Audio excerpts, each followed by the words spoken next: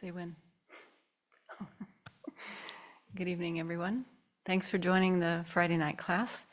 Venerable Chodron is teaching in Singapore until January 6th. And so for the next 6 or 7 Friday nights, some of the seniors will be leading reviews on volume 4, particularly the section on Refuge, which is really timely given that we're starting a retreat.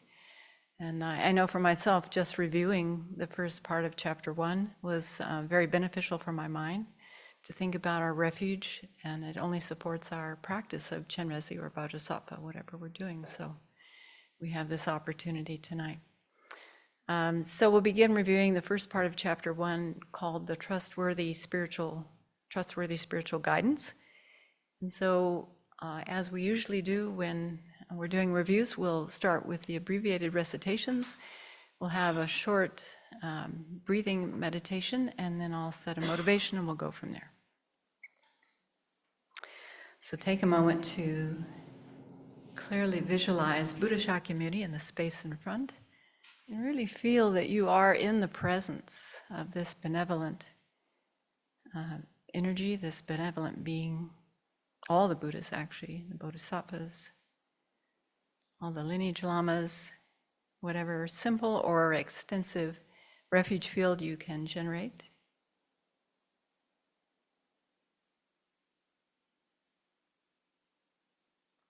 There's never a moment we're not the object of their love and compassion and wisdom. So really feel that closeness that we have with the Buddhas.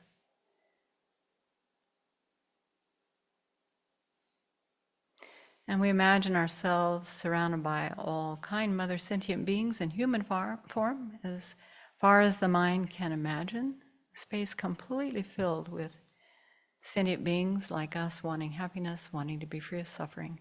Let's imagine leading them in taking refuge. Namo Guru Bhya, Namo Namo Dharmaya,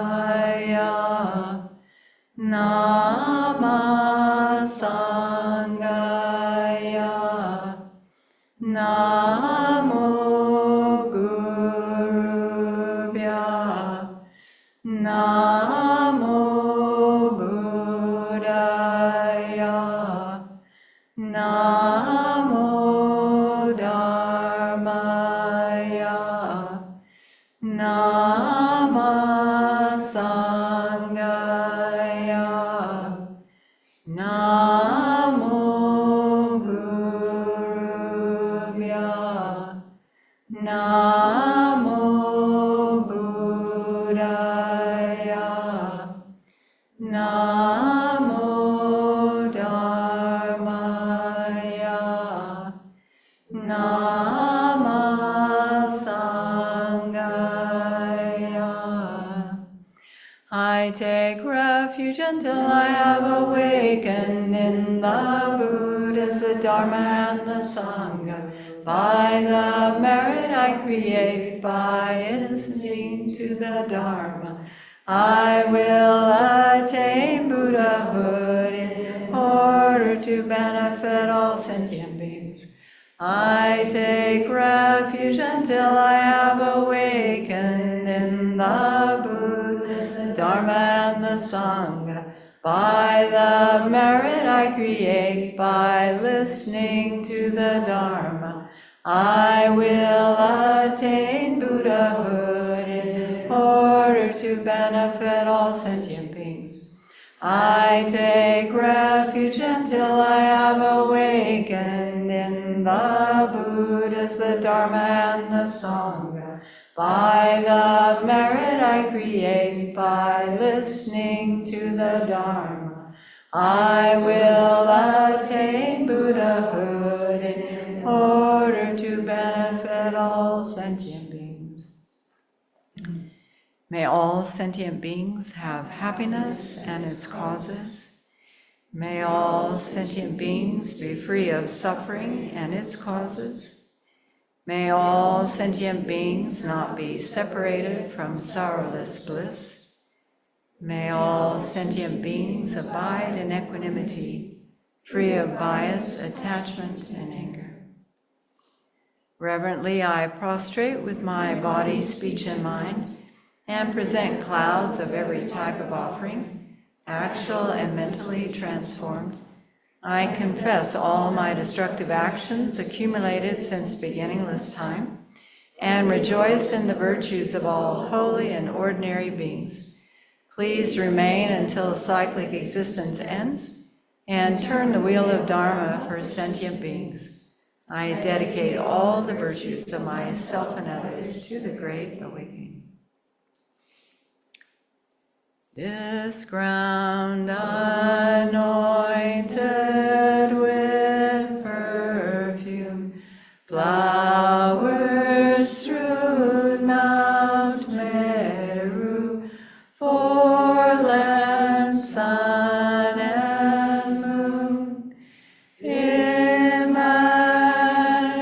as a Buddha land and offered to you. May all beings enjoy this pure land.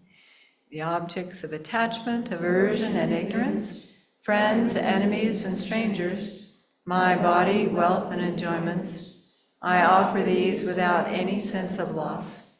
Please accept them with pleasure and inspire me and others to be free from the three poisonous attitudes.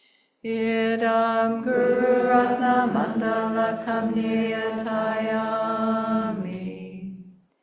Glorious and precious Root Guru, sit upon the lotus and moon seat at my heart, guiding me with your great kindness. Bestow upon me the attainments of your body, speech, and mind, the eyes through whom the vast scriptures are seen, supreme doors for the fortunate who would cross over to spiritual freedom, illuminators whose wise means vibrate with compassion. To the entire line of spiritual mentors, I make requests. Tayata Om Mune Mune Maha Mune Soha. Tayata Om Mune Mune Maha Mune Soha.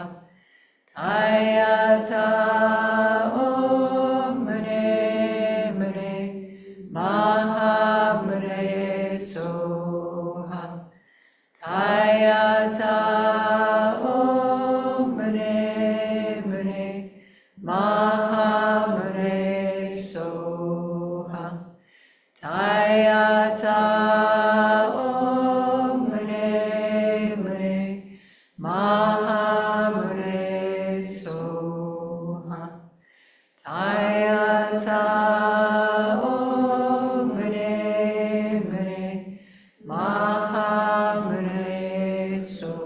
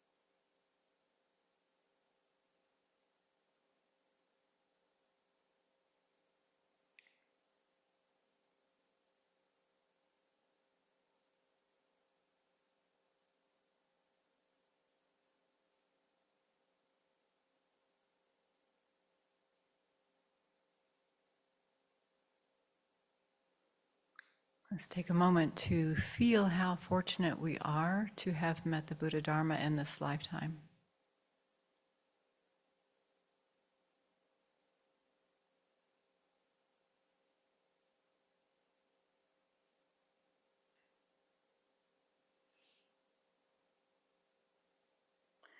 Not only that, but feeling how fortunate we are that we have found the causes and conditions to take refuge from the depths of our heart, to some degree, in the Buddha, the Dharma, and the Sangha. It's miraculous, really, when you think about it.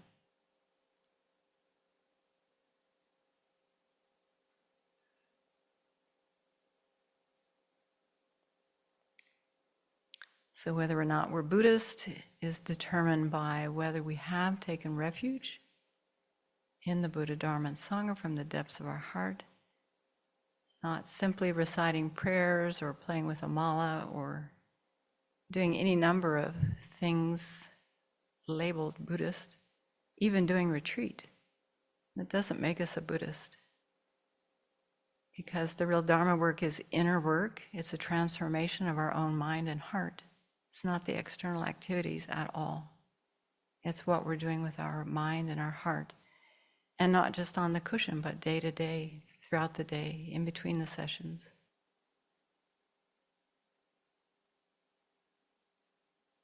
And so since we have taken refuge in these three jewels, it's really important that we understand them. And they're not easy to understand. There are layers and layers and layers of understanding the Buddha, Dharma, and Sangha. So we need to make effort. And of these three jewels, the most important to us as practitioners is the Dharma. Because ultimately, only each one of us can help ourselves. Nobody else can achieve our liberation, our enlightenment for us, or give it to us as much as they'd like to. So our transformation, our progression along the stages of the path comes when we practice well, to the best of our ability. It comes to each one of us when we apply the Dharma to our own mental continuum, making an effort to actualize it. We actually need realizations along the path. And therefore we can say that of the three jewels, the Dharma is our ultimate refuge.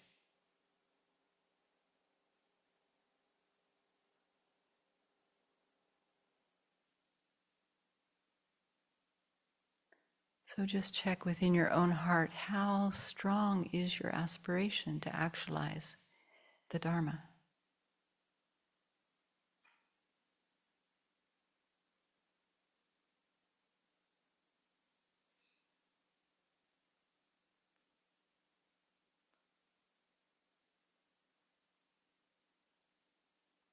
How much does this aspiration influence or inform the activities of our day-to-day actions?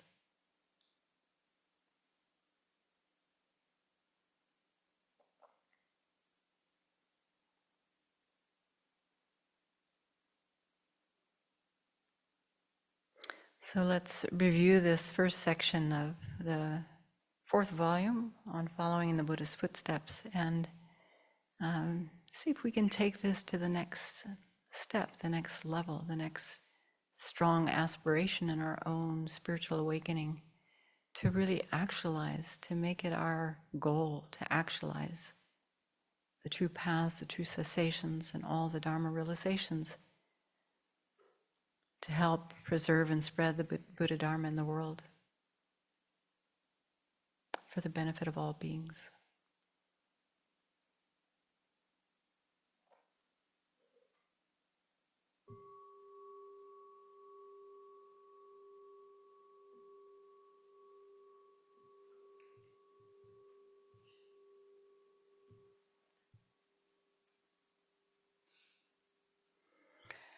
So we've just finished our first full day of winter retreat, the first month of winter retreat, and I don't know about you, but I'm feeling very subdued. Just 4 full sessions of focusing on Chenrezig, or some of you are focusing on Bodhisattva. You can feel the energy already really shifting. Huh? Yeah, that's wonderful. And since refuge is integral to every practice that we do, it's helpful to continue deepening and really exploring the Buddha, Dharma, and Sangha. So as I said, I found it really helpful to prepare this talk, and I hope it'll be helpful for you too. Especially with two beautiful authors like we have, His Holiness and Venerable Chodron. We're in good hands. So chapter 1 starts out with a question: what makes our spiritual practice Buddhist? And so they write, it's not merely doing practices taught in Buddhist scriptures. For some of those practices, such as refraining from harming others, cultivating love and compassion, and developing concentration, are also found in other religions. So I thought even right there was something to reflect on. Cultivating good human values and qualities are common among all religious practices, all philosophies. But which ones of them are found in other religions, of the ones that we practice and prioritize? I found quite a few. So of the things that we regularly reflect on, what is it that are also all practiced in other traditions, other religions, other philosophies? What about precious human rebirth? Probably not. That's probably unique to a Buddhist worldview. What about death and impermanence? To some degree, huh? May not be a main focus like it is for us, but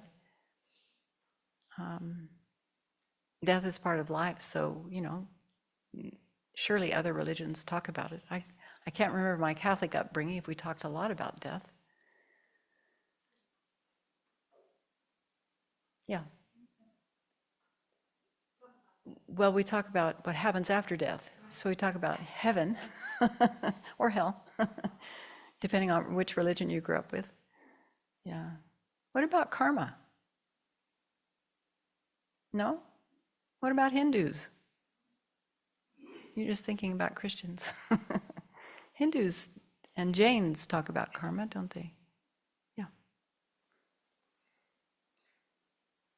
Well, I was just thinking today that in Buddhism and a lot of other religions, the idea of something happening afterwards motivates you to act in a good way.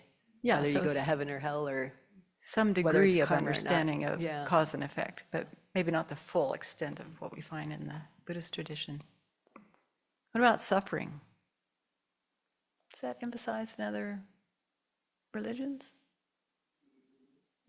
Mm-hmm. Some religions. There's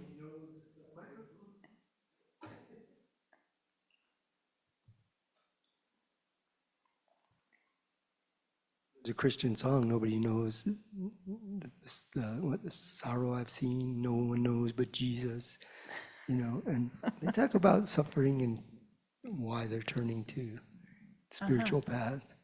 Yeah. I was thinking with the precious human life that the Jains and Hindus might talk about that also.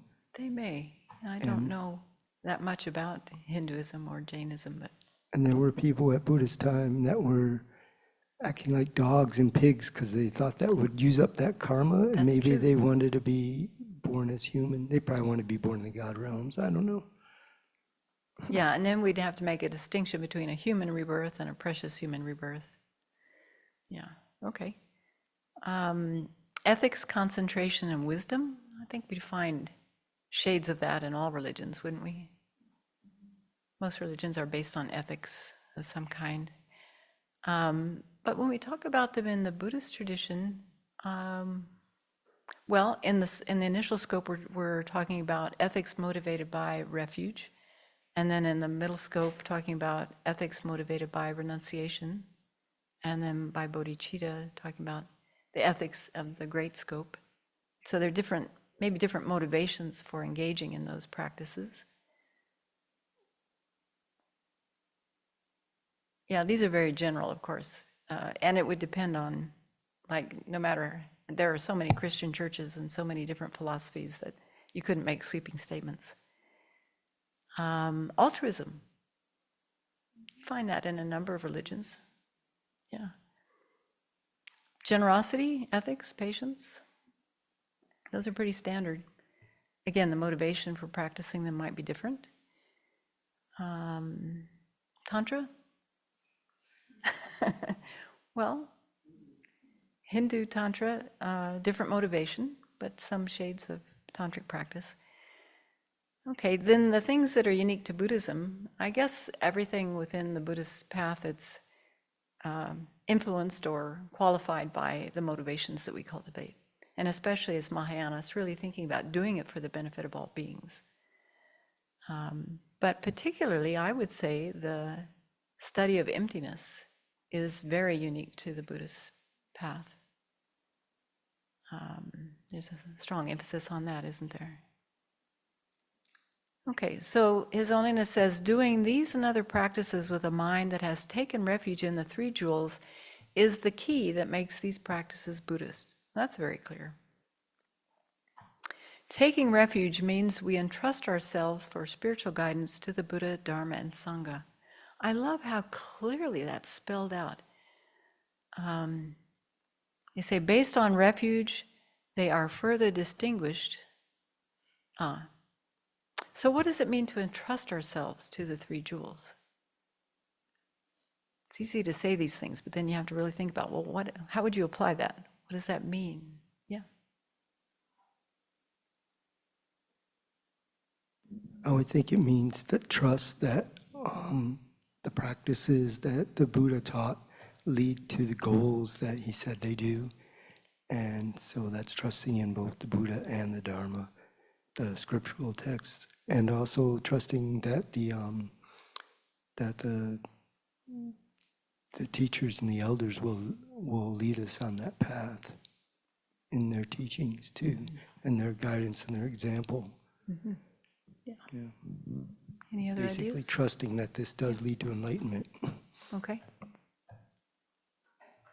It's the full reliance of, you rely on the teachings, not the person. You rely on the meaning, not the words. You rely on the definitive meaning, not the provisional. And then you rely on the definitive meaning in the context of emptiness. Nice. Nice. Yeah, so the very next line says, based on knowledge of their qualities, we choose to follow their guidance. So we could apply what you've just added to that. It's really a philosophical answer, isn't it? That adds a lot of depth to how we're relying on the Buddha, Dharma, and Sangha. So based on knowledge of their qualities, we choose to follow their guidance. Easy to say, difficult to do in the moment. So I was thinking about how Lama Yeshe is the one who used to say, we're taking refuge all the time. And we've talked about that a number of times. You know, like, what do you take refuge in when you feel upset or sad or bored or depressed or irritated? You know, we're taking refuge. We are taking refuge all the time.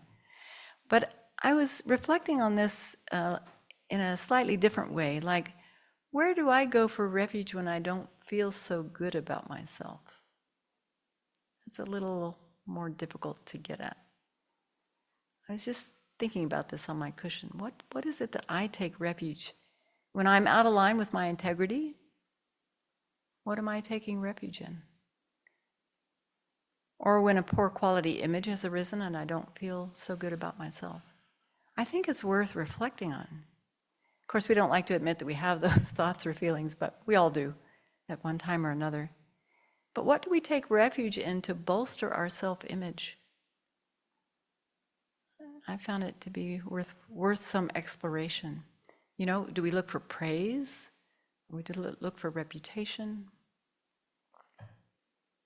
Do we get into people-pleasing? Or maybe we become very critical, put others down so we'll feel better about ourselves. Yeah, so this is This is worth understanding, because then we can catch it and go, oh, look what I'm doing. I'm taking refuge in this again. And I know where that leads. I mean, really follow it through. Where does this lead? Does it give me the happiness I'm really looking for? It doesn't. Yeah. Where do we go for refuge when our deepest, most tender needs are triggered?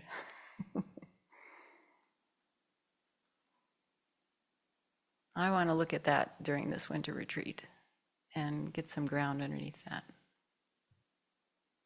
And really finding the Dharma antidotes that will be helpful when I notice those things have been triggered, so that I'm entrusting myself to the Buddha, the Dharma, and the Sangha, not something else that's warped and distorted and not going to bring me what I want.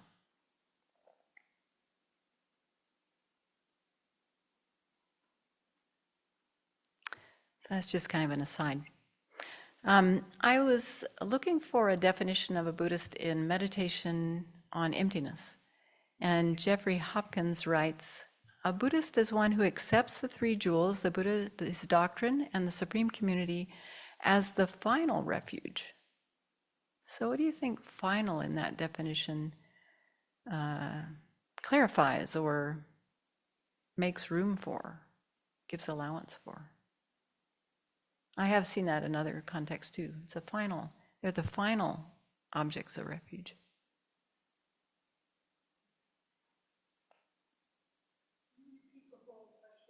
Yeah. So he says a Buddhist is one who accepts the three jewels, the Buddha, his doctrine, and the supreme community, Buddha, Dharma, and Sangha, as the final refuge.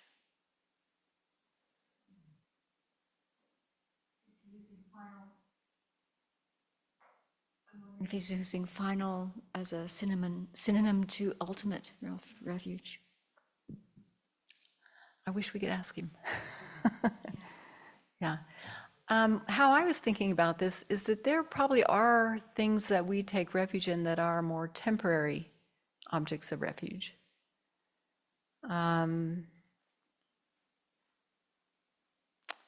Yeah. Well, like a good rebirth.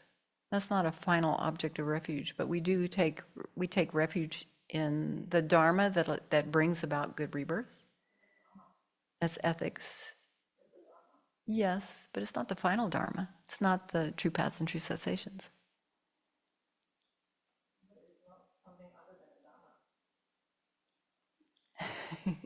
Yes, but it's not the final Dharma refuge. That's the point I was making. Yeah. He also includes that Buddhist refuge may be taken with any of three motivations. And these line up with the three scopes of the Lam Rim.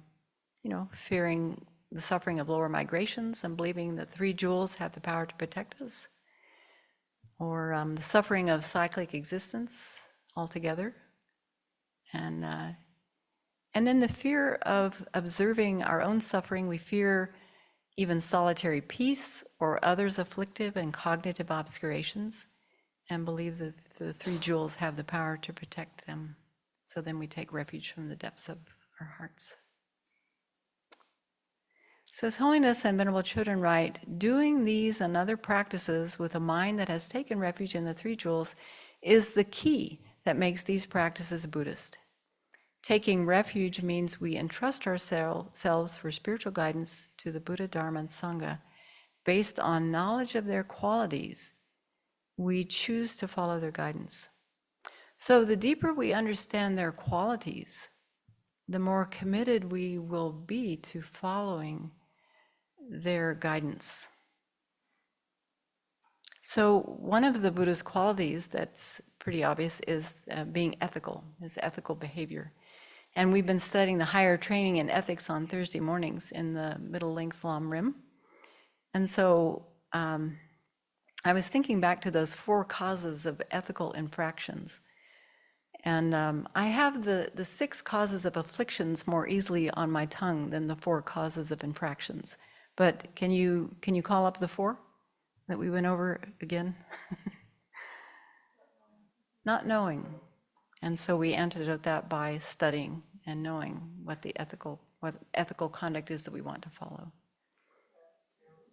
Carelessness. Did you find that one helpful to go through? And there were 4 mental factors that were seen as antidotes to that.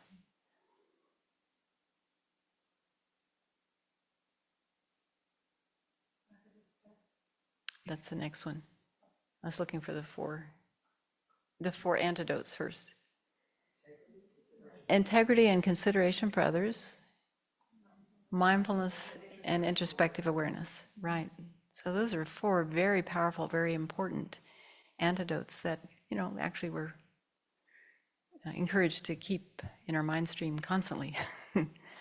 And then lack of respect. So then we cultivate respect for the teacher, the teachings. And then what's the last one? Afflictions, many afflictions, having many afflictions. And so this is where the 6 can come into play. Since we have many afflictions, then we can antidote those with being aware of those 6 objects that stimulate the afflictions. Karmic seeds,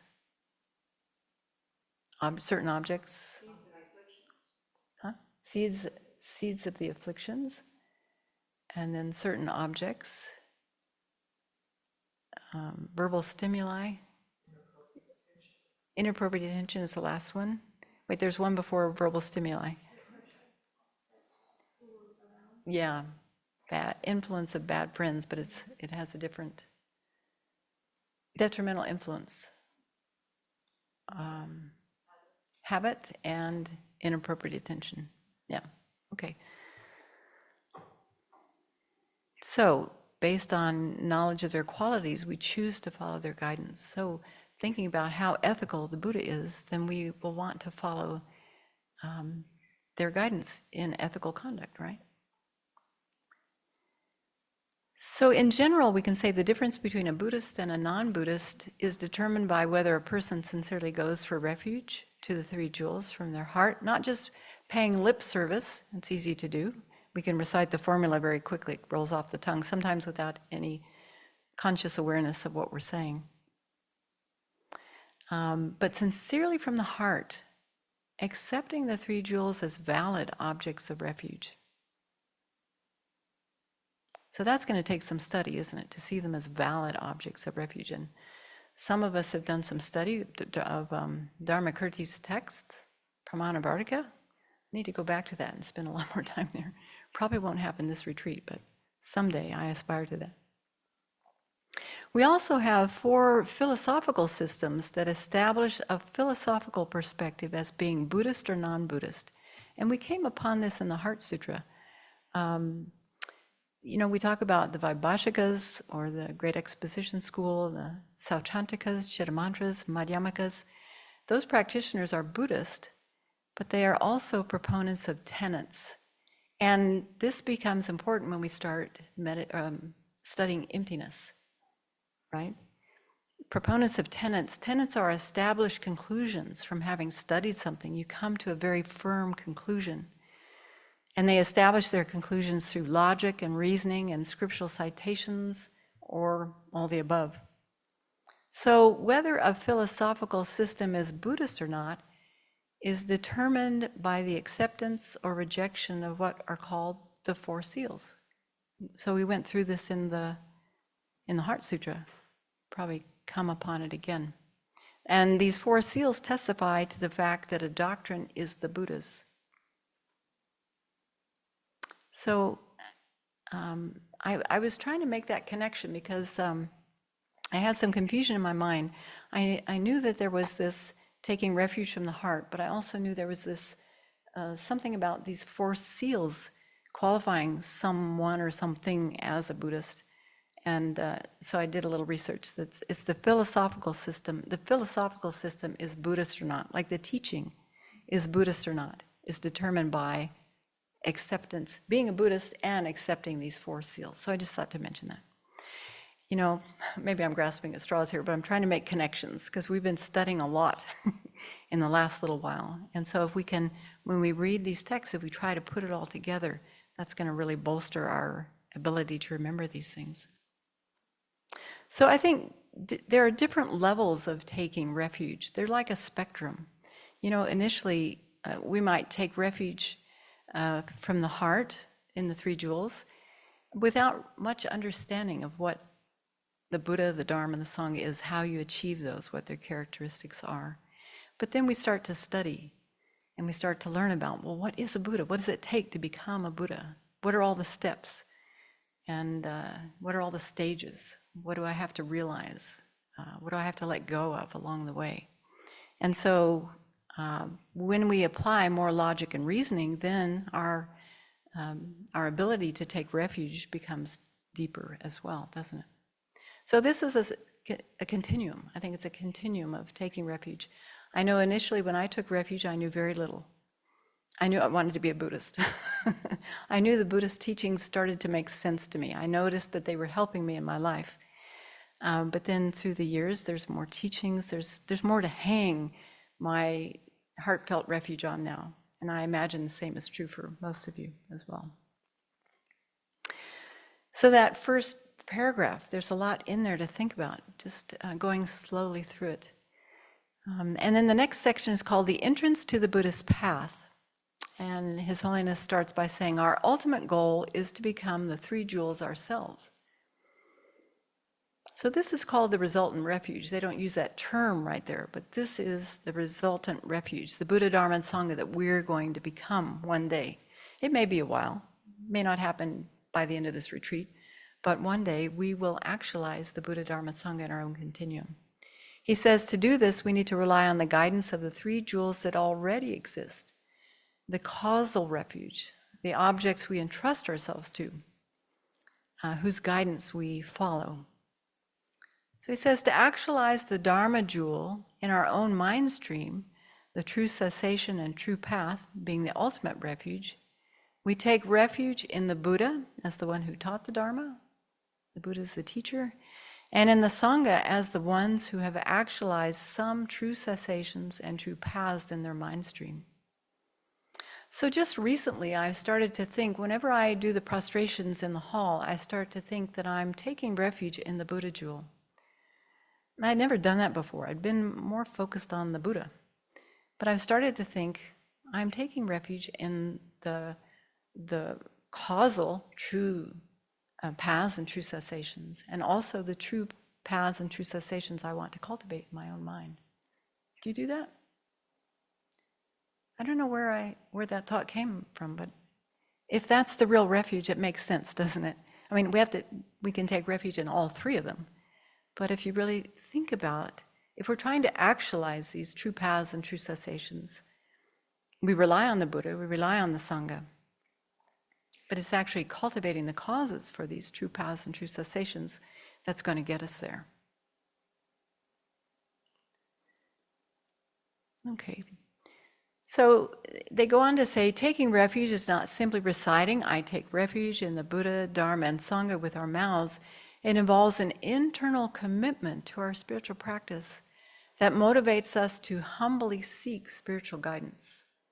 Ooh, now we're getting into some juicy stuff. We have to have some humility. And that's kind of evident when we are taking refuge, especially when we are entering the hall. We make 3 prostrations. We do a very humbling gesture to open ourselves, to prepare our mind to receive something. So we're seeking their guidance. That's another thing we can think about as we're making our prostrations. I'm seeking your guidance, much like we do when we do the Chinese chanting and we're taking refuge in our fundamental teacher. I love that practice of imagining that we're opening ourselves, we're offering our body, speech, and mind to the Buddha and opening ourselves to receive all their blessings and realizations. So it involves an internal commitment to our spiritual practice that motivates us to humbly seek spiritual guidance. So that, I think, has something to do with entrusting ourselves to the Buddha, Dharma, and Sangha. You know, we have to know something about our predicament in samsara. We're in trouble. You know, there are these beautiful verses. They almost seem sensational, you know, like we're walking along the edge of a precipice and we're about to fall in. Doesn't seem that way on a day-to-day basis, does it? But that's the reality. We don't know when the moment of death is going to arrive, and we don't know where we're going next, actually. It depends what's in our mind stream in that moment of leaving this body. We also need to know something about the Buddha and the Arya Sanga's good qualities. And then based on the knowledge of their qualities, choose to follow their guidance. So that's study, reflection, and meditation. They say refuge is to be lived each moment so that all the practices we do are directed towards actualizing the Dharma jewel in our mind stream. All the practices we do. That's a tall order. But I was thinking about how Venerable often emphasizes the clearer we are about our values and our principles, the more we have those in the forefront of our mind, the more those are going to be motivating what we do, how we spend our time, how we spend our energy, how we spend our resources. And our greatest resource is our time, isn't it? It's so easy to waste our time.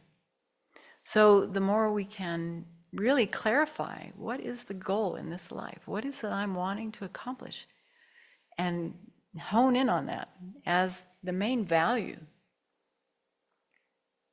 the better chance we have of accomplishing it. Okay.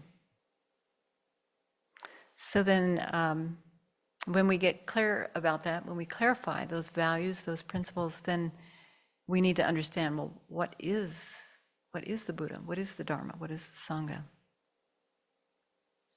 He says, when we have done this, we will have genuine, lasting joy and fulfillment, and our lives will become highly meaningful. To attain nirvana, we must start practicing now. So then they go on to say that some people read the biographies of the Buddha or other Buddhist sages, and inspired by their sublime lives, they follow their teachings, and that's wonderful. And that may be how many of us got started. We read Siddhartha or what's the one by Thich Nhat Hanh? Old Path, White Cloud, something like that. Or we read some story. Maybe that's how some of us got started. But they say the most important reason for following the Buddha's teachings is that we have studied and investigated them and have found them to be reliable and effective. So, I don't know, I think most of us probably got started by trying it on, going to some teachings, listening, and trying it on, and that gets your attention. Oh, this really works. And so then you want to know more. Is that how most of us came to be? So they say, in this way we confirm for ourselves that the Buddha's philosophical teachings are the result of deep contemplation, sincere practice, and genuine meditation. They were not made up quickly to impress others. The faith that arises from understanding the teachings is stable and reliable, whereas the faith that derives from admiration of the Buddha's life or amazement at his supernormal abilities can easily change. You remember Venerable making that point? Yeah, so the more we understand, what is this Dharma jewel?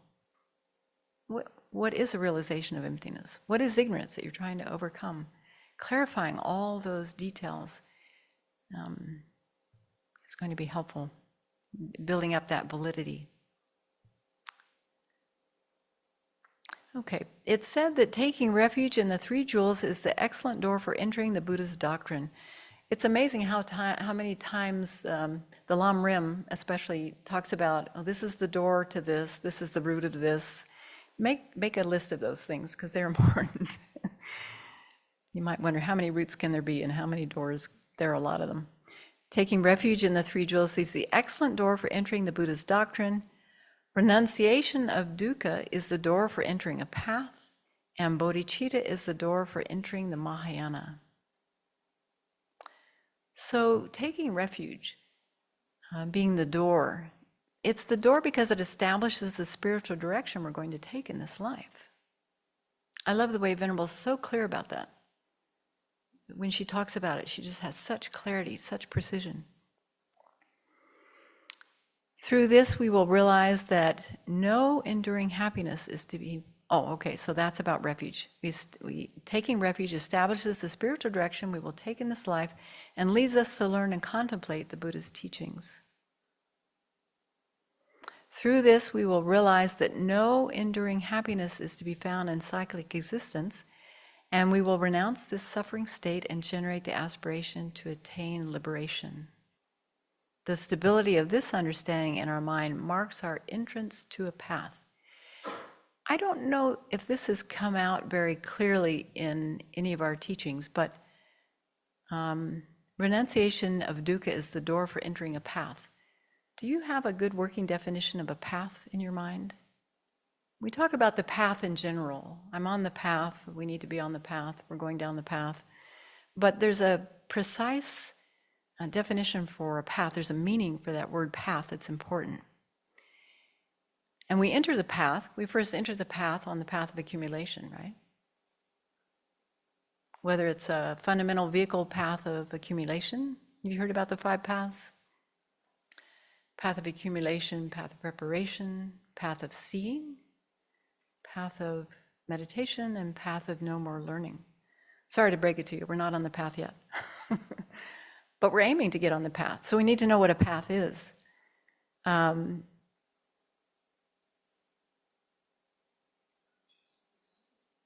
It is a consciousness, you're right. A path is an exalted knower that is conjoined with uncontrived renunciation. That's like the minimum of a path. That's a path, well, I mean, that's a pretty big accomplishment by itself. But a path is an exalted knower, it's a kimpa, exalted knower that is conjoined with uncontrived or spontaneous renunciation. That's pretty high accomplishment, yeah. So then you might wonder, well, what's an exalted knower? It's a realization of one who has entered a path. So the interesting thing about developing a path, it comes when initially a person develops uncontrived renunciation, or if a person is a Mahayanist of definite lineage, when a person develops uncontrived bodhicitta, they get uncontrived renunciation at the same time. So it's there whether you're on the fundamental vehicle or the Mahayana vehicle. Yeah, it's part of bodhicitta. If you have uncontrived renunciation before bodhicitta, you would be entering a Hinayana path. That would be a problem. Well, for us, it would be a problem. This is how Geshe Tashi Tsering talked about it. Have you heard something different from Venerable? Okay. Yeah. So the interesting thing about developing a path, we want to develop paths. So now we have some idea, some clue about how to develop a path to enter a path of accumulation, and especially Mahayana path of accumulation. Is predicated on renunciation, understanding our suffering situation. But in addition to that, understanding that that's the situation for all sentient beings, having this aspiration to achieve awakening, to accomplish full awakening, having the aspiration to accomplish full awakening to be of benefit, highest benefit to all sentient beings. And the interesting thing about a path is that once you've developed a path, consciousness, you're right, it's a consciousness, is that all of the method side of the path, all the virtuous states of mind in our mind stream will also increase the wisdom in our mind. And whatever wisdom we're cultivating in our mind will also simultaneously support the development of method, the method side in our mind stream. So the mind becomes like very synergistic. A path is a very special kind of mind. Think about that. Every time you're meditating on any virtue, it's going to be supportive of your wisdom. I mean, we can say that's true in general, but there's a certain way that this happens from the path of accumulation onwards. The mind gets supercharged in a way, you could say. Does that make sense? Not quite. Okay. Anyway, that's an aside to what they're saying. Renunciation of dukkha is the door to entering a path. And then stable bodhicitta is the door to enter the bodhisattva path that leads to full awakening, because only this altruistic intention to attain awakening for the benefit of all sentient beings will give us the strength of mind to fulfill the collections of merit and wisdom necessary to attain full awakening. So they're calling it stable bodhicitta. It's interesting. I wonder if stable in this context is synonymous with spontaneous or uncontrived. Stable, I guess, yeah. Microphone.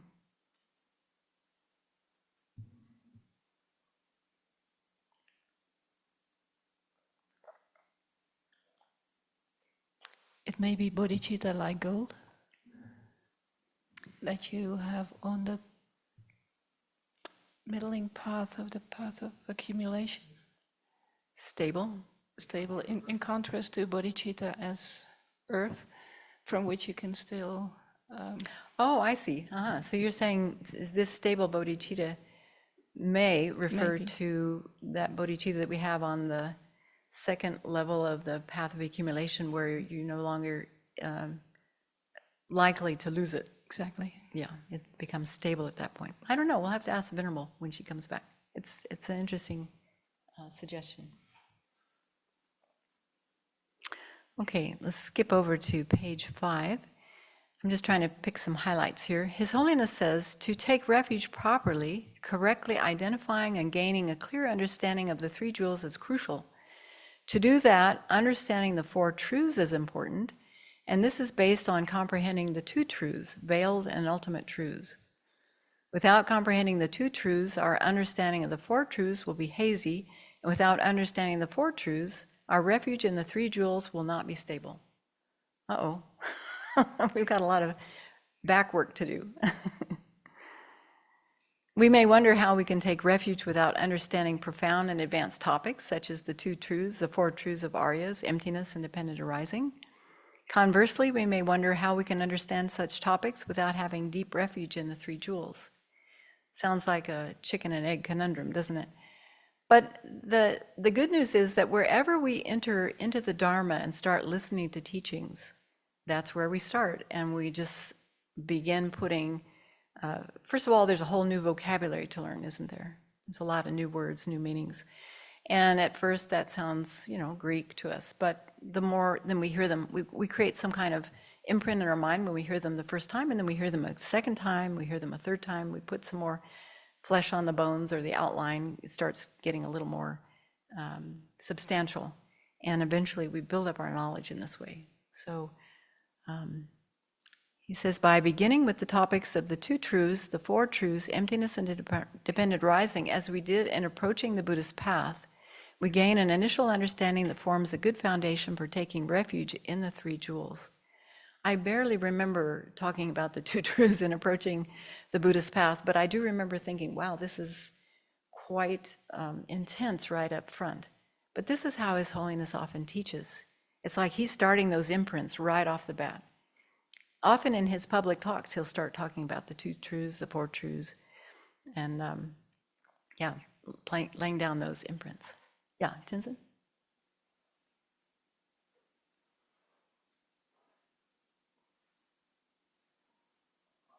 His Holiness actually explains about the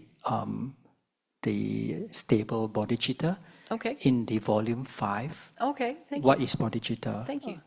Yeah, and he says that in the Ornaments of the Clear Realization, Maitreya described 22 types of bodhicitta that were explained later chapter.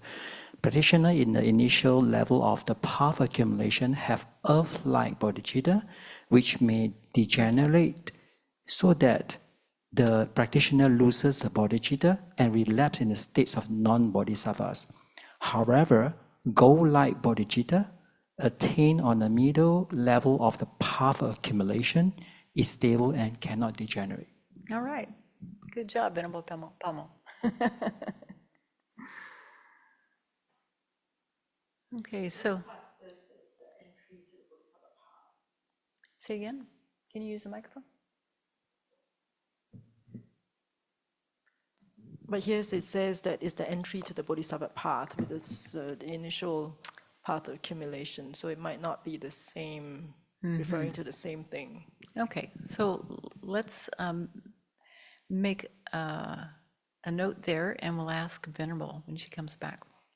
We'll say, we've been studying this section on refuge, and we have some doubts we'd like to clarify. She'll be so thrilled. Literally, she will be thrilled. Yeah. Okay. So we will go into these topics in a lot more detail. We're going to be looking at concentration and a certain type of wisdom later on in this volume. But when we get to volumes 7, 8, and 9, 7, 8, and 9, we'll go into true paths and true cessations in a lot more detail. The two truths, the four truths, emptiness, dependent arising, we'll go through that in a lot more detail. Okay, I wish I had made a slide, but I didn't. But if we think about it, can you remember when we were studying this topic with Venerable Chodron in the Middle Length Lam Rim? Taking refuge had 4 topics, 4 subtopics. I'll just remind you. So the causes of going for refuge, based on that, the objects to which you go for refuge, the way you go for refuge, and the stages of training and the precepts after you've taken refuge. So, you know me, I like outlines. This is really good to hang on to in your mind and try to have some understanding under each one of those 4 points. So on page 6, we begin looking at the causes, or it's called the reasons for taking refuge in the 3 jewels. And so these will be familiar. As with any produced phenomena, taking refuge occurs due to the coming together of its own causes and conditions. The first cause is being alarmed by the possibility of our misdeeds ripening in unfortunate rebirths in future lives. This is the basic, most immediate reason that leads us to seek spiritual protection and guidance. So this requires some awareness of our non-virtues, our misdeeds, not only in this life, but also, assuming that we've created some in past lives as well. And then some faith in the law of cause and effect, and some understanding of the possibility that something happens after this life. We don't know what it is. I mean, all religions say that something happens after this life, right? Either a heaven or a hell, or some kind of rebirth. So when we give that some serious thought, we might be a little bit nervous when those of you doing the Vajrasattva retreat, you're going to probably focus on this a bit and get really clear about the misdeeds that you're wanting to purify, so you can inspire the rest of us. We'll be blissing out on generosity. Well, not entirely, but we can help each other along. So it's the basic, most immediate reason is that we're alarmed about the possibility of our misdeeds ripening in unfortunate rebirths. How often is that really a strong motivating factor in our mind? Does it even come up? Usually we're thinking about, just the happiness and suffering of this life alone.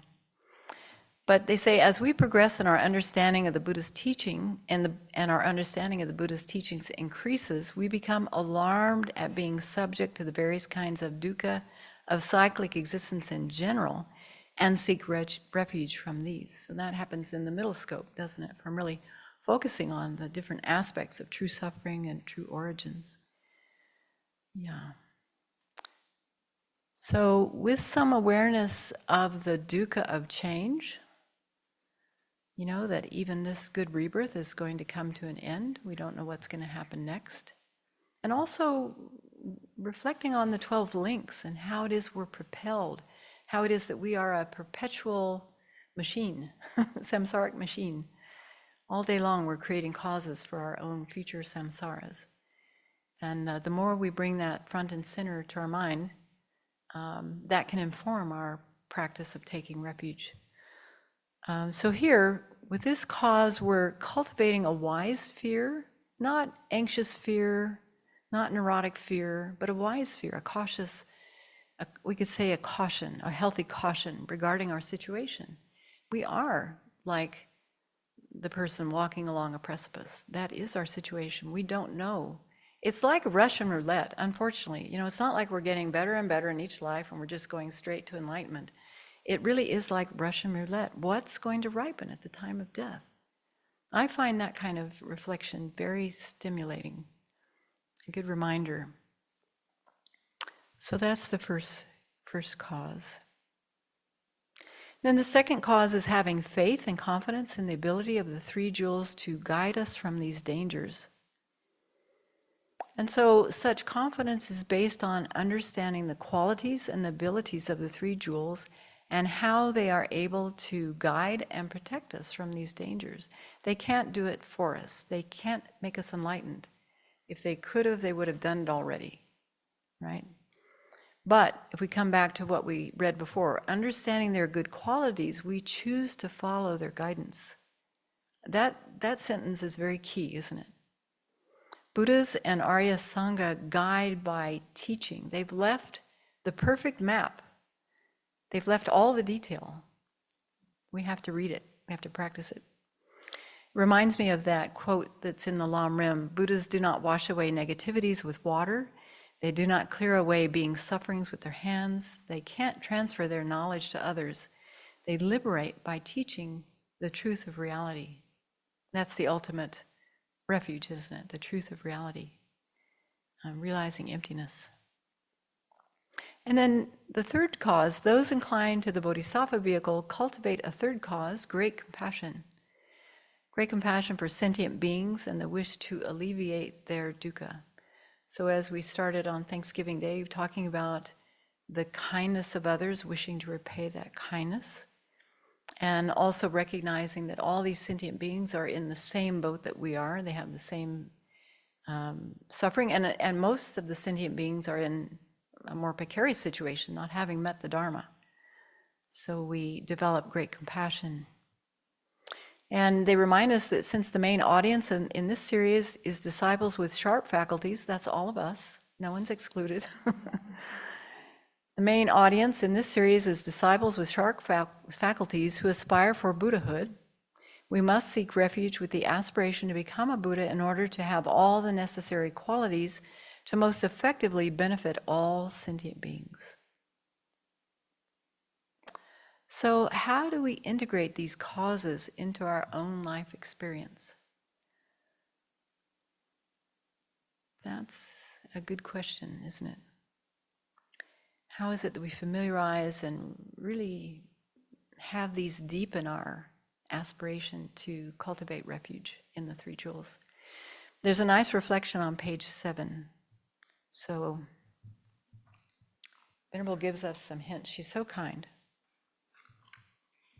These reflections are really worthwhile doing. I mean, this is how we get the transformation in our minds. So, on page 7, contemplate the causes to take refuge in the three jewels. Reflect on the faults of rebirth in unfortunate realms and in cyclic existence in general, as explained in volumes 1 and 2. We've covered a lot of material already, 3 volumes. It's taken us years. So we can't just put those volumes on our shelf. We have to bring them back out. Reflect on the excellent qualities of the three jewels that make them trustworthy objects of refuge. She gives us a hint. You can read ahead to learn these. So they would include things like the 4 fearlessnesses or the 4 confidences, the 10 powers. Did you find those stimulating when you read them? The 4 powers, the 18 unshared qualities. What else? And then with compassion for others who are bound to samsara by afflictions and karma, generate the aspiration for full awakening. We can do that every day, every session in our retreat, can't we? We can do that every day with our practice at home. And then finally, the 4th reflection is, with relief and confidence, turn to the three jewels as reliable guides to actualize your spiritual aims.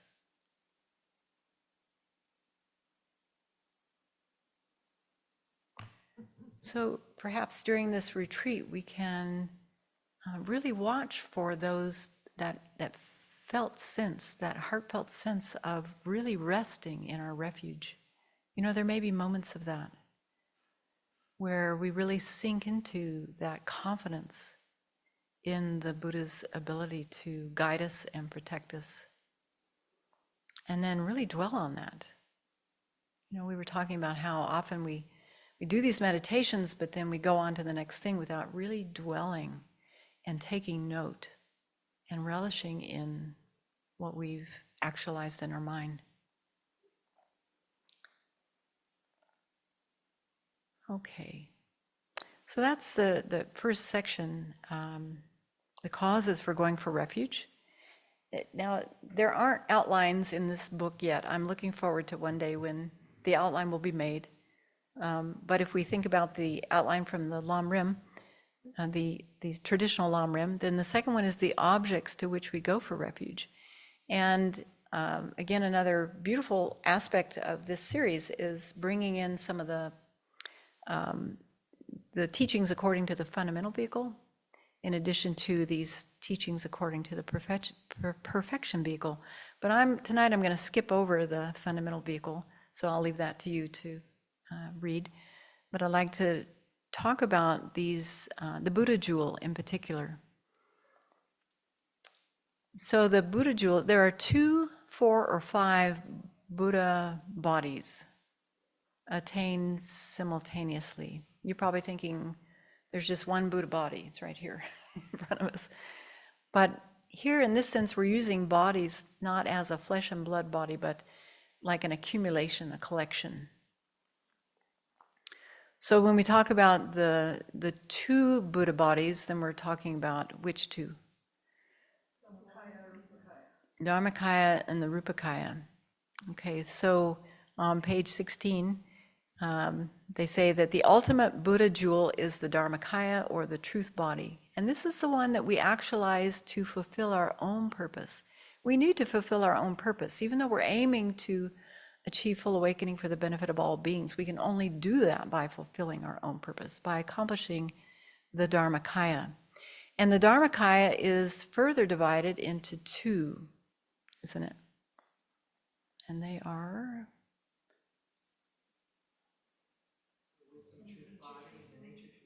Yep. Or the Sanskrit, the Jnana Dharmakaya, Jnana Dharmakaya, and the Svabhavika Dharmakaya. Huh? Svabhavika. So the wisdom truth body is the omniscient mind of a Buddha. It's the supreme true path that we're aiming to cultivate in our mind stream. And then the emptiness of that mind, the supreme true cessation, is the nature truth body.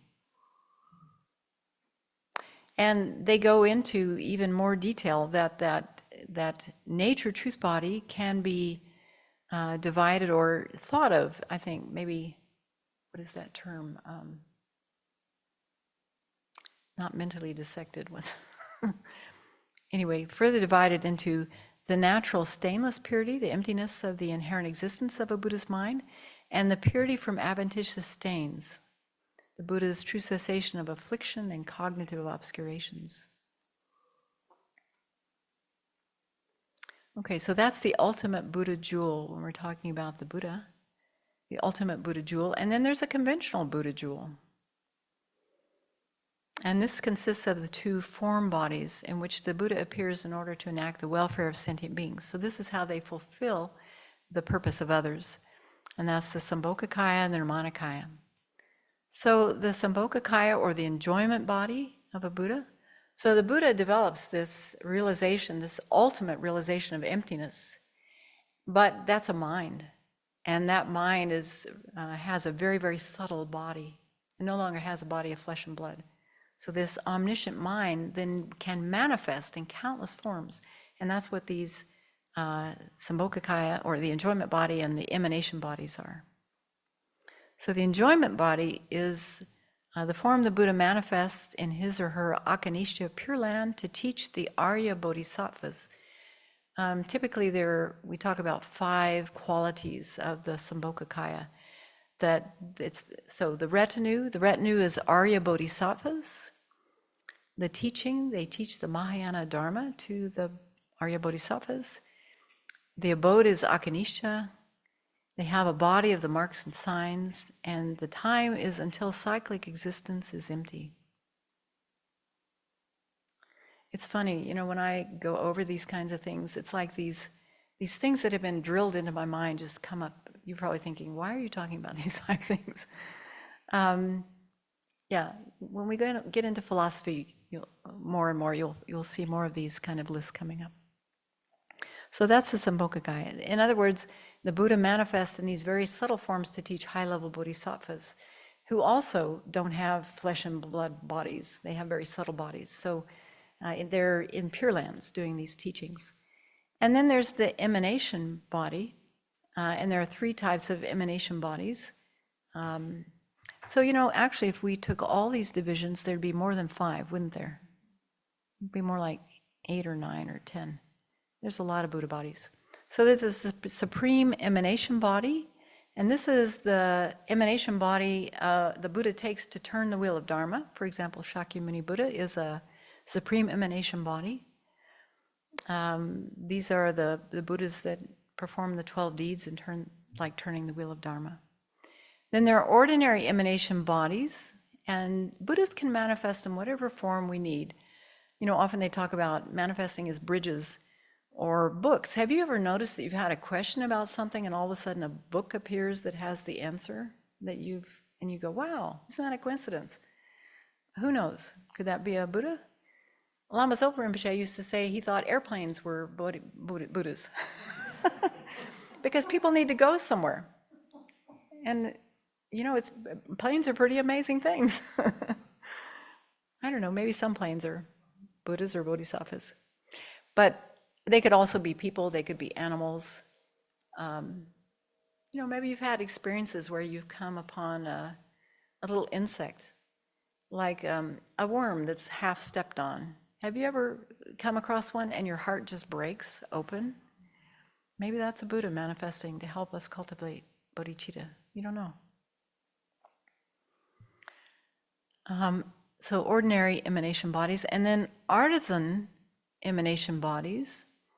These are, I never quite understood these, but they tend to subdue sentient beings' minds through showing certain worldly skills. And there are examples of these, where through being able to play beautiful music. Do you remember anybody remember the story of the artisan? Yeah, okay. So, so to fully understand the Buddha jewel, then we need to understand how is it that someone develops this Dharmakaya, this truth body, how they develop this omniscient mind, and how that allows them to develop these conventional Buddha bodies as well. So right now that might sound pretty fantastical, maybe doesn't feel like it has much to do with our own daily practice. How do these Buddha bodies show up in your practice? Do you think about them? How so?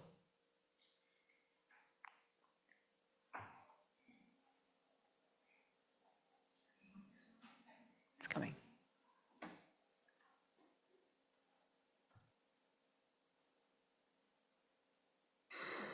So with practice of working with the deities and getting familiar with them and seeing their qualities and that they are body made of light, and getting comfortable with that, then it starts to create the causes for over time to start actually being that. And it's a slow process, but so that's what I think of mostly.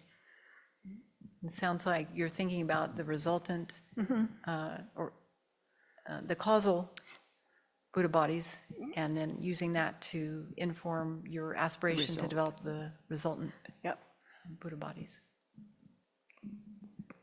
Anything else?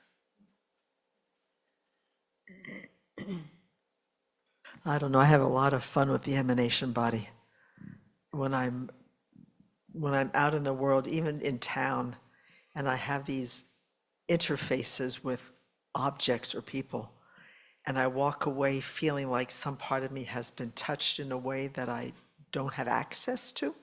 And it happens with, whether it's just somebody at the post office, or there's somebody at the hardware store, or there's, some animal running along the road. I'd like to imagine, because it helps me to just restrain myself more, is that if I imagined that the Buddhas and Bodhisattvas are emanating in our world limitlessly and they show up in all sorts of forms, it certainly impacts my behavior and how I see people. It tends to bring down the judgmental mind when I see somebody dressed a certain way or driving a certain kind of, all silly things in which we make criteria. And it just opens up my heart to this, I wonder what's going to happen kind of thinking, rather than being guarded or being almost dismissive. And I find that if I can interface with whoever I meet with this curiosity about, I wonder who this is going to be for my practice, for the way in which my mind can work with that, most of the time I have it's just the sweetest exchanges, and it's probably because my mind is looking at, they're not doing anything different, it's just that Semke's thinking differently. So this whole idea that they could be anywhere doing anything to help us opens up my, not magical thinking, but opens my heart to be much more open-hearted and warm and friendly and trusting than I would normally. Nice. Lately, I don't go quite that far. I'm just trying to remember that each person has been my mother.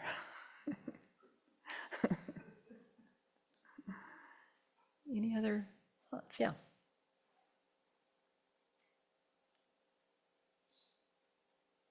Go in and out of phases with this a little bit, but in over the years of my practice, understanding and really thinking about this in terms of the Buddha bodies and the qualities of a Buddha, to contrast that, to still work against the Christian upbringing of looking for a savior, and how the Buddha works different from that, or the mind that kind of was looking for a savior, than trying to really pay attention to what's reasonable to seek in terms of refuge, and what's my own responsibility.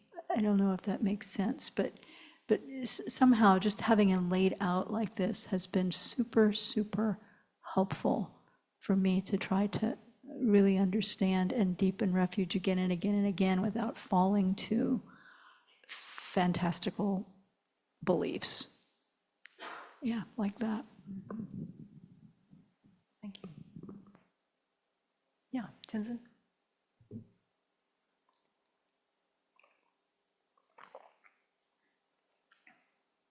Found this in the Princeton University dictionary. He says that the artisan body, okay, is actually, this example is typically cited by this type of body when the Buddha, shortly before his passage to Nirvana, take the form of celestial musician and challenge Sunanda, the king of the celestial musicians, by a lute playing competition.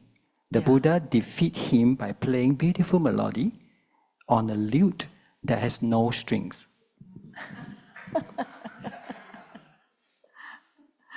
Thank you. Got quite a resource there in your in your computer. Okay. So just thinking about these Buddha bodies, and as we're going into our deity retreats, just reflecting for a few moments of how we can stay aware of this ultimate Buddha jewel, this ultimate refuge object, and also the conventional one, and just seeing how that might inform our taking refuge, our practices, seeing where it shows up. Also in our practice, all of our practices are predicated on a meditation on emptiness, isn't it? So the more we getting familiar with some intellectual understanding of emptiness, then the more we can appreciate the fact that this wisdom truth body is like the supreme true path. So that can be there as well. And then also thinking about our own Buddha nature. You know, we have the natural Buddha nature right now, the emptiness of our own mind, and also the transformative, is that what transforming Buddha nature that we have, all the good there's a whole bunch of things in there. There's virtuous states of mind and virtuous mental factors and neutral states of mind, and what else is included in the transforming Buddha nature? There are several things. Neutral minds can be transformed. Virtuous minds like bodhicitta, also virtuous mental factors. And something about visualizing ourselves as a deity. That activity is part of our transforming Buddha nature. Yeah, these are related to these nature truth bodies. Okay, maybe that's enough on that. I think that's probably a good stopping point there, rather than getting into the Dharma jewel and the Sangha jewel. But I really encourage, as we're going to be going through this first section, I really encourage all of us to take time to read back through what Venerable and His Holiness have written here, and really clarifying for ourselves what stands out that still needs further clarification. What is it that we can take immediately to our cushion and deepen? That could be like a side goal for our retreat, is to deepen our refuge. It'll happen naturally, I think, but we can be conscious, intentional about that. All right, any last comments or anything that we've talked about tonight? Yes.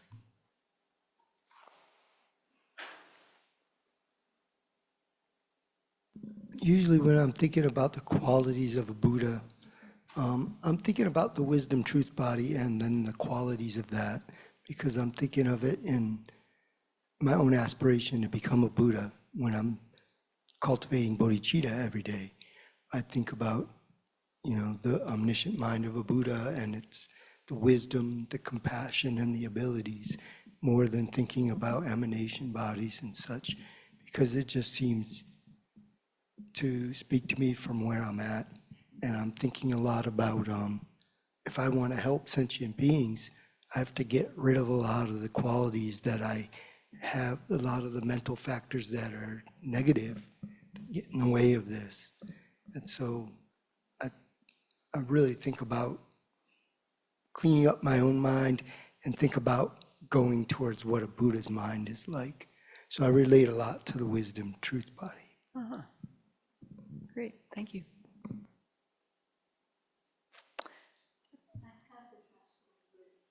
Okay, yeah. From volume 3 is the seed for the unpolluted mind, but the summary really is that it includes all the neutral mental consciousnesses, all the virtuous mental factors, consciousness that will form the collection of wisdom. So in short, it's anything that is in our mind stream that can transform into Buddha's mind. That's the summary. Read the next section or next sentence. It should say something about meditating on a deity. A neutral or virtuous states of mind, the transforming Buddha nature consists of impermanent phenomena. You don't see it there. I don't see that here. I remember that being one of the qualities, but I don't think it was here on this list. Oh, But okay. that when we do that, that even is one of the aspects of the mind that leads to it. Okay, Yeah. good. Tenzin, last comment.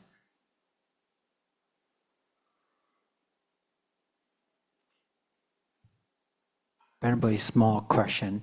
Just now you mentioned about ultimate refuge is Dharma, but then what's the difference between final object of refuge that found later in a later page? Because it seems to be final refuge is usually the Buddha, So I got confused on this one. There's that lovely chart. I would just encourage you to take some time to read it over and come to the conclusion for yourself. And someone's going to be covering that. So if you haven't done it for yourself by the time whoever reviews that, then you can ask them. Okay. So let's rejoice that we've had this time to just think a little bit about refuge and some of the beautiful words that His Holiness has and Venerable Chodron have put together about refuge. And here at the Abbey, rejoicing that we have this incredible opportunity to do retreat, to deepen our refuge as we're involved with Chenrezig practice or Vajrasattva practice, and really aspiring to do this so that we can be of greatest benefit to all beings. Due to this merit, may we soon attain the awakened state of Guru Buddha, that we may be able to liberate all sentient beings from their suffering. May the precious Bodhi mind not yet born arise and grow. May that born have no decline, but increase forevermore. Snowy mountain, pure land, you're the source of good and happiness. Powerful Tenzin Chenrezig, may you stay until samsara ends. May the spiritual teachers who lead me on the sacred path, and all spiritual friends who practice it, have long life. May I pacify completely all outer and inner hindrances. Grant such inspiration, I pray. May the lives of the venerable spiritual mentors be stable, and their virtuous actions spread in the 10 directions. May the light of Losang's teachings dispelling the darkness of the beings in the 3 worlds always increase. Peerless Supreme Spiritual Leader, Omniscient King of the Shakyas, Motherly Tara, Supreme Bestower of longevity and wisdom, vast ocean assembly of sources of refuge, grant propitiousness here and now for a nectar of benefit and bliss to flow. With a clear mind of extensive learning gained from following the wondrous tradition of Thubten, the Able One's teachings, you bring clarity to masses of disciples with the light of Chodron, the lamp of the Dharma. May your lotus feet remain unfaltering for a very long time. Through your dharmic deeds of hearing, thinking, meditating, and so on, place those who seek the liberated path in harmony through immaculate discipline. Please lead all beings to liberation with undeclining excellent qualities of scripture and insight, and establish them in a glory of eternal bliss. May the deeds of explaining and practicing the Dharma, done by groups supporting the teachings and their upholders, who spread the view of dependent arising and non-violent actions in the 10 directions, and especially at Sravasti Abbey in the West. Lord,